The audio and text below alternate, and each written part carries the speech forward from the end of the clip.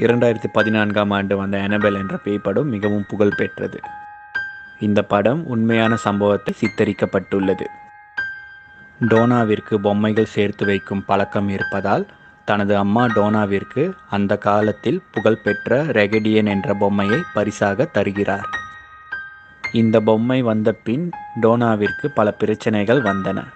அபார்ட்மெண்டில் உள்ள நாய்கள் தானாகவே குலைப்பது, வீட்டில் உள்ள பொருட்கள் தானாகவே கீழே விழுந்து உடைதல், கதவுகள் தானாகவே திறந்து சாத்துதல் என்ற பல மர்மங்கள் டோனாவின் அபார்ட்மெண்டில் நடக்கத் தொடங்கியது. இந்த பொம்மை தான் அதற்கு காரணம் என்று அப்பொழுது டோனா மற்றும் ஆஞ்சிக்கு தெரியவில்லை. அதன்பின் இந்த பொம்மை வைத்த இடத்தில் இல்லாமல் வேறு வேறு இடங்களில் கிடப்பதை பார்த்து டோனா முதலில் அதை பெரிதாக கண்டு கொள்ளவில்லை.